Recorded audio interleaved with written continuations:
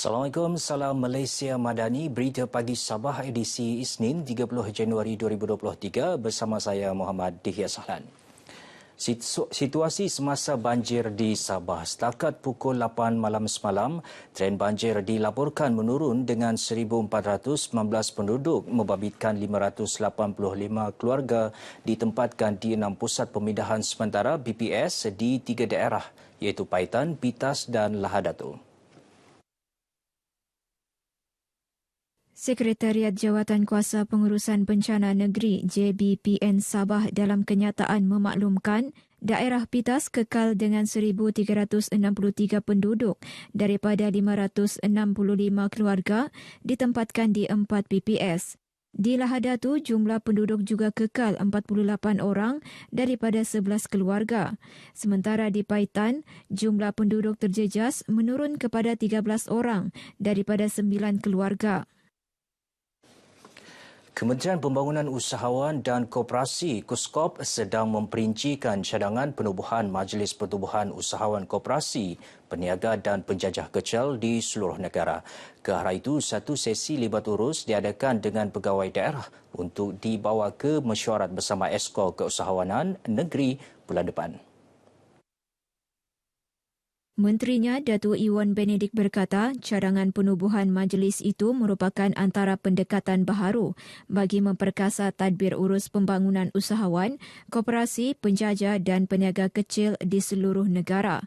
Ini antara lain pendekatan baru kita untuk memastikan bukan hanya penubuhan-penubuhan koperasi itu dapat dikembangkan, tetapi juga pembangunan usahawan, pembangunan penjajah dan peniaga kecil. Beliau ditemui pemberita selepas program santai bersama peserta kursus asas keusahawanan Anjuran Institut Keusahawanan Negara INSCAN di Kota Kinabalu. Dalam pada itu, Datuk Iwan berkata KUSKOP mengalu-alukan sebarang permohonan dan cadangan daripada masyarakat yang ingin menubuhkan koperasi di peringkat daerah atau negeri. Ya, sementara itu dalam majlis berasingan, Datuk Iwan yang juga ahli Parlimen Penampang mahu sambutan perayaan setiap kaum di daerah tersebut terus diperkasa. Ia bagi memastikan masyarakat khususnya golongan muda dapat mempelajari kebudayaan kaum-kaum lain yang terdapat di Sabah.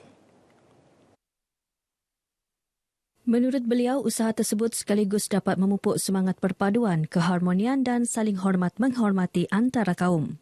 Sambutan Pesta Angpau ini dia dirayakan oleh sejumlah besar masyarakat Tionghoa, masyarakat Cina di Penampang dan sudah semestinya masyarakat Kadazan Dusun, masyarakat Bajau di sini juga akan dapat mengambil iktibar bahawa setiap kaum yang ada di Penampang di Sabah ini ada keunikan dia dan kita boleh saling toleransi melalui dengan sambutan seperti ini. Beliau berkata demikian kepada pemberita selepas merasmikan Pesta Angpau Penampang tahun 2023 di Penampang.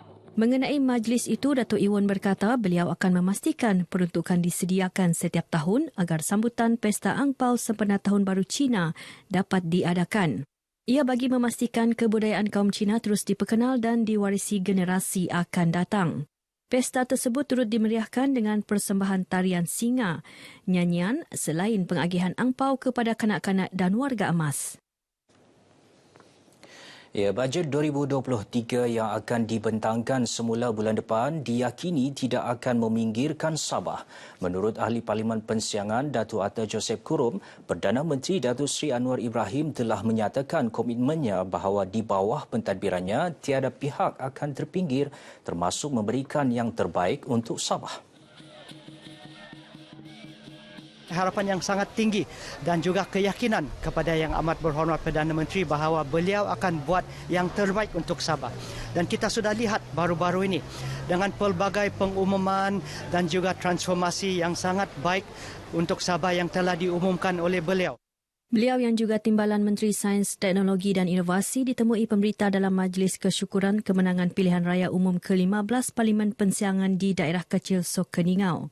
Dalam pada itu, Datuk Atta menyambut baik langkah kerajaan memperuntukkan RM1 bilion untuk menambah baik infrastruktur dan keupayaan Kompleks Kastam, Immigration, Kuarantin dan Keselamatan CIQS di sempadan Sabah dan Sarawak.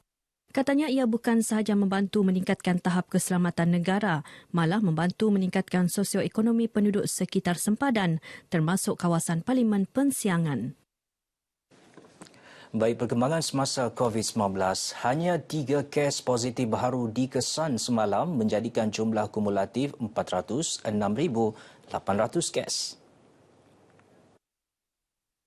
Menurut kenyataan Menteri Kerajaan Tempatan dan Perumahan, Datuk Seri Panglima Dr. Joaquim Gunsalam, kes baharu dikesan di Papar dan Kinabatangan. 13 pesakit dilaporkan sembuh, manakala 133 pesakit lagi sedang menerima rawatan di hospital. Semalam, 9 daerah dilaporkan zon hijau dan 18 daerah lagi zon kuning. Institut Koperasi Malaysia IKMA Zon Sabah menyasarkan lebih banyak penyertaan masyarakat dalam pembangunan sosioekonomi menerusi program turun padang ke arah memasyarakatkan Koperasi Maskop 2023. Pengarahnya Norbiha Kasmuri memberitahu IKMA merupakan pusat latihan dan pendidikan yang berperanan menyalurkan pelbagai maklumat berkaitan pembangunan keusahawanan kepada masyarakat umum. Menurut beliau, IKMA turut membantu Kementerian Pembangunan Usahawan dan Koperasi merealisasikan Wawasan Kemakmuran Bersama WKB 2030 dan Dasar Keusahawanan Nasional di KN 2030 bagi menjadikan Malaysia sebagai negara keusahawanan yang unggul menjelang 2030.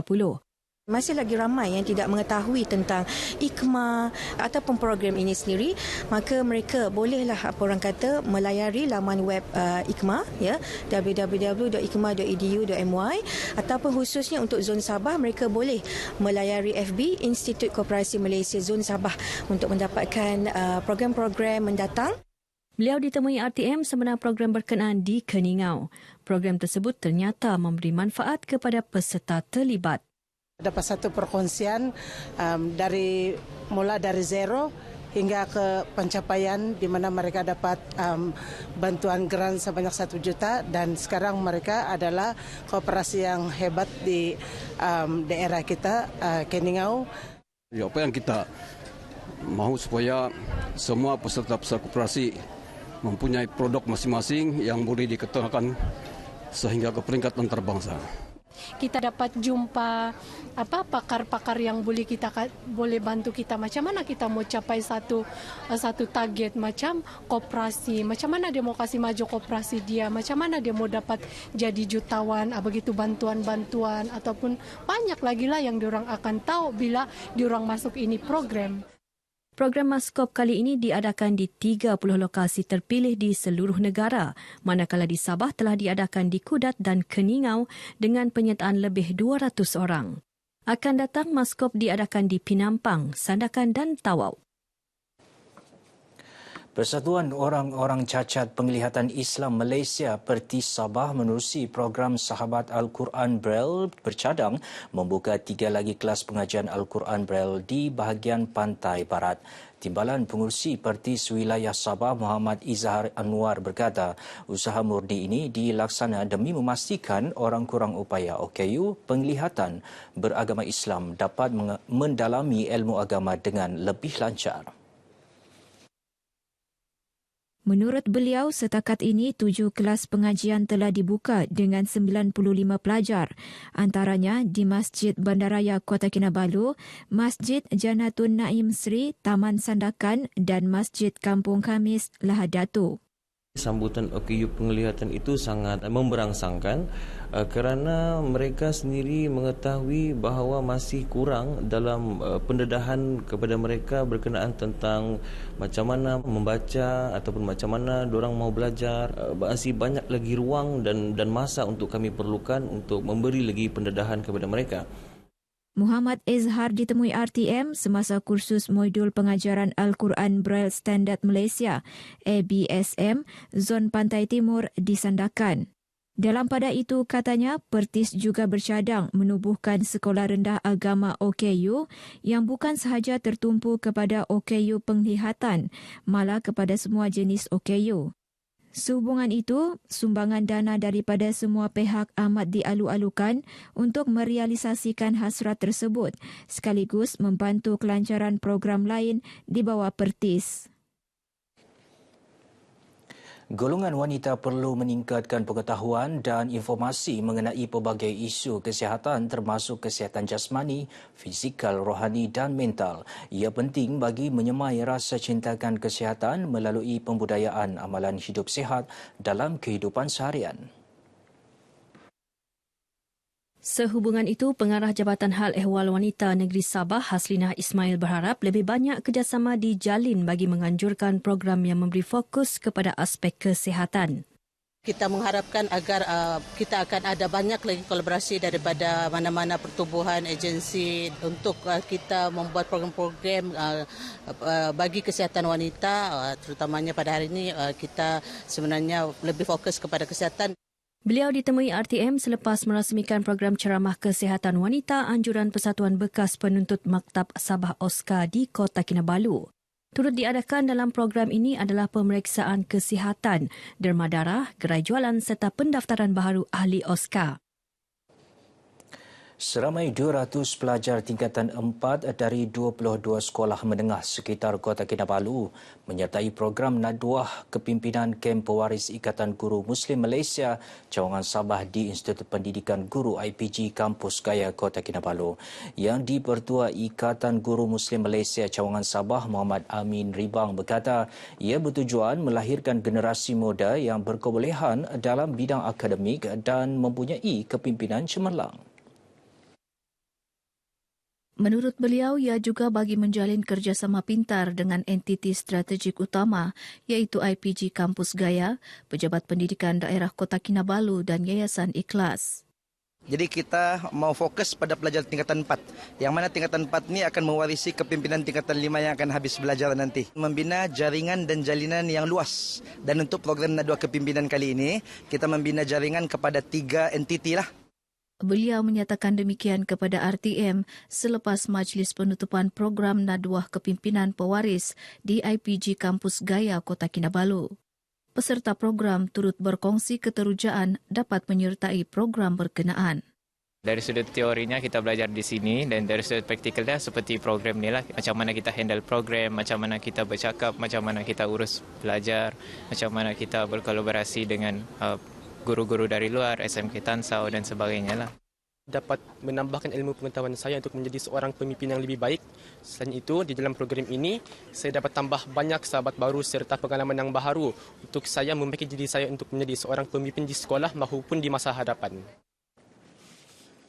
Baik, saudara, paparan tadi mengakhiri berita pagi Sabah kali ini. Dengan itu, saya Muhammad Dihya Sahlan. Assalamualaikum, salam Malaysia Madani. Oh indahnya tanah airku Sabah.